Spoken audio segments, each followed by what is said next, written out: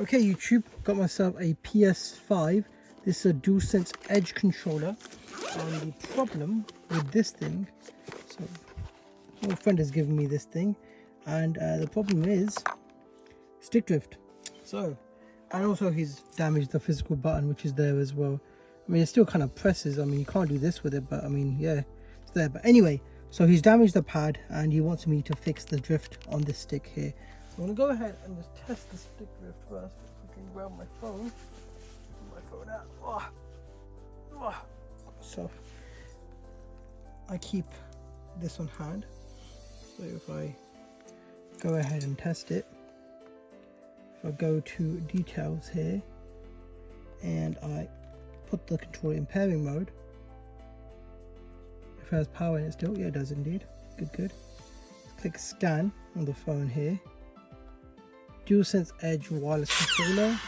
Click pair. There you go, and go into this app here. Now you can see here, this stick is going crazy. The left stick is fine. Now the thing is, he doesn't want to spend 50 something pound just for this module. So he wants me to fix it and save him some money. So we're going to go ahead and then repair this and see exactly how it's set up. Okay, all right. Turn off Bluetooth, turn off this controller, and this is the pad here. So I think the back has a little release thing just here. I'm going to go ahead and get a screwdriver and hit release.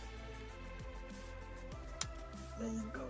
Okay, so release that, and here is the modules. Now the modules do just come out, so if I just, I believe it's, oh, there it is. Okay, cool. This little thing here and modules out, so nice and simple. Now here is the module that we're talking about. So this is the one that's affected. So as you can see, this needs a bit of work done to it, and take off this little rubber thing here, and let's go ahead and open this up because I need to get to the back of this thing to see exactly what's going on. Oh, okay, that came off pretty easily. Okay, cool. All right, didn't think that was going to come off that easily, but okay, so we're almost there, and the back is just screwed on by just one screw here, so we're going to go ahead and fix it. So to save us some time and money, we are going to use a joystick drift fix. So I'm going to go ahead and get one. And yeah. Okay, so we are back. Do have my little drift fix thing, this little thing. Now you can buy these things inexpensively from online, and you can see, and you will see if it works. So unscrew this thing here, and this top part is coming off. Is this broken? Damaged? I don't know. I think it was maybe cracked or damaged. Alright, cool, that's off there.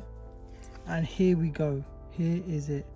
So from the layout, it looks similar to this layout here. So I believe it might be using the same thumbsticks as a PS5 normal controller, DualSense controller. It does line up, so I can safely see that, okay, it might do the job. So it does have these little things here, so you can get a screwdriver and adjust the stick drift. So we're going to pre-apply, and we don't need to go too in depth with it. As long as it makes contact is the main thing. So I've got myself some flux here, so you can use any flux.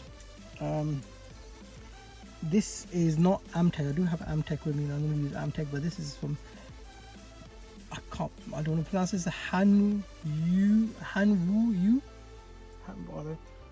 As long as it does the job, it's fine, I guess. Anyway, don't have a plunger with me, so I'm just gonna go ahead and just use the screwdriver here, and I'm gonna pre-apply some flux. So this flux should just keep the little thing in place, and then we'll put flux on top, and then we'll put some solder on our soldering iron, and we'll go ahead and see if this does the job. So I think that should be enough solder on here. Yeah, don't need to go crazy with it. Okay, this is our little joystick drift fix. Let's just see it just there. Dum, dum, dum, dum. Yep, that should be okay. And let's get some more flux. Now if I can get one point soldered in place, that would be it. I should have had some helping hands. I don't have the helping hands with me. Helping hands are typically these little clamp that you can attach somewhere and it will hold the thing in place so you can go ahead and solder. But I'm doing this thing completely on the fly, so and not in my workshop. My workshop has my little heat protective pad and stuff. So there is my frog bro. Now if you haven't checked out the video, you can check out the video this on my channel where I review this little thing. Very easy to use, simple enough soldering iron, as you can see, on, and you press this button and it turns the thing on and it does the job. And it's really been pretty handy. Just keep it with me at all times whenever I need some sort of soldering job to do. So I'm gonna go ahead and see if this is heating up. Pull out the wire from here. Right, just a tad bit, just there should be enough to get one point soldered in. So let's just line it up correctly, and there you go. So we'll go over that top anyway, and then we'll do this one here. More solder is required. Okay, just a bit there, and then this one will be the one that we'll do properly. There you go. And we'll do, there you go, that's sufficient contact enough. And then we'll do the other bigger holes here, and then we'll go over to the small ones.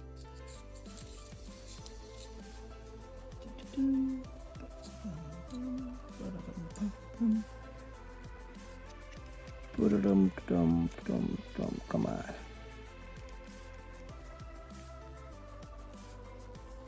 There is something behind it. Maybe there's a chip behind here. It's raising this little module up, but as long as it makes contact, it should be okay.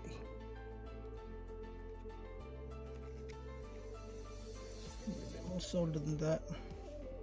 There's solder on the tip already. It's solidified on the base. Come on, solder flow. That's it. Right. Get another tab of solder. That's it. And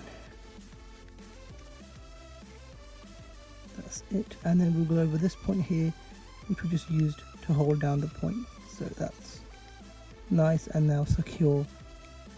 A bit more. That's okay. Right. Now we'll go over the smaller little bits here. The smaller pin. The solder here, and just quickly go over this. Solder wants to fall around, so we just here. That's it. That's it. Come on. That was a bit loose. Push that down. That's alright. Okay, and then we'll do a bit more solder. Okay. Just the tip. You don't have to, it doesn't have to be a full contact, I believe, as long as it's sufficient enough. But I'll get enough solder so that way it makes, and make sure it's not bridging either.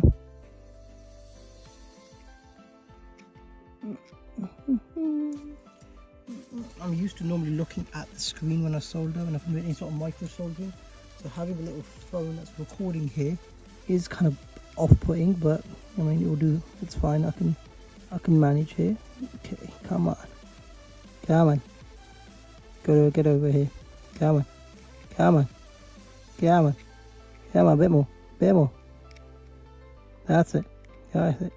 Go over this hole as well. That's it. Okay, that's sufficient coverage there. Right, as you can see, it's, as long as the pin I can see it and it's making sufficient contact, I'm good with it. Okay, I need more solder. God, the solder on this little iron, and then a lot of times it's like it just wants to suck up all the solder somewhere else. It's like a solder sucker sometimes it works as. Anyway.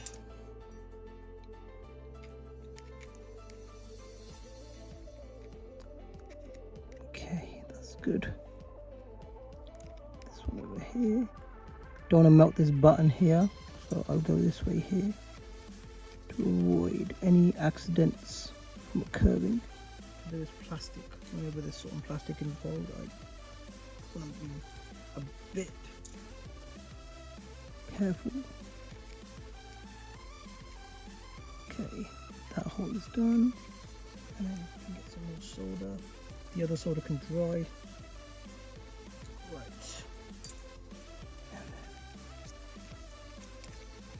That is nice and clean, as you can see there. Okay, get some isopropyl alcohol, clean this thing up, turn off my iron before I end up burning something or myself. Put that to the side so it can cool down. And I think we're good. We're going to go ahead and just let this cool down, and I'll clean it with some isopropyl alcohol. And yeah, we'll be back in. Okay, we are back. So that's nice and clean now. We're going to slot this inside. Actually, completely forgot about the entire casing part. Let's get that on first. Where's that screw? Oh, it's in there still. Okay, cool. All right. I think this was part of it which just broke off. I think this was on the corner, was it? Or was it? Hold up. Let me get this thing.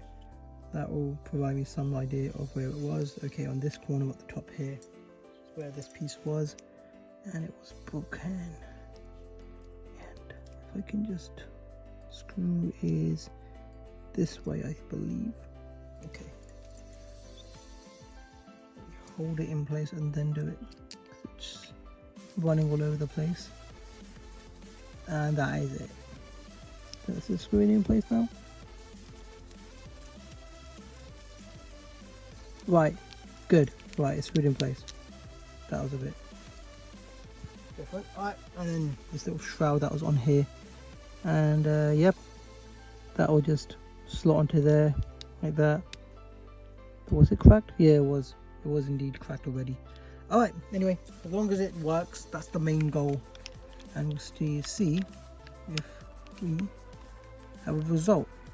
Okay, so go in, click in, hit this button here to hold it in place. And get the, where's that little thing gone? There it is. Right.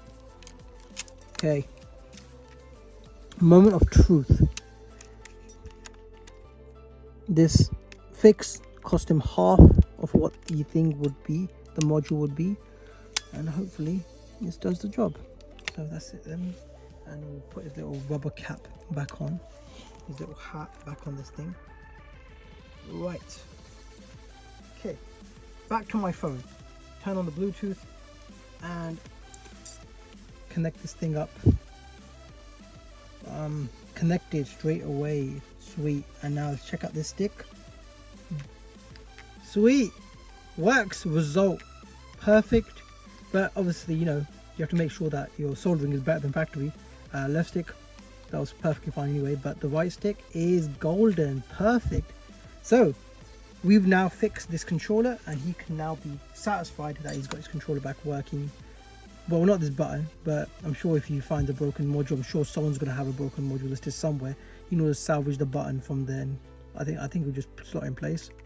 Yeah, we'll just slot in place. But anyway, result. So that's the DualSense Edge controller fixed, and turn off my Bluetooth. That's it fixed, and job done. I'll see you guys next time. Hopefully this was helpful for you. Any tips, ideas, any things you want me to go over, let me know, and I'll see you guys next time. Like, subscribe, ASAP.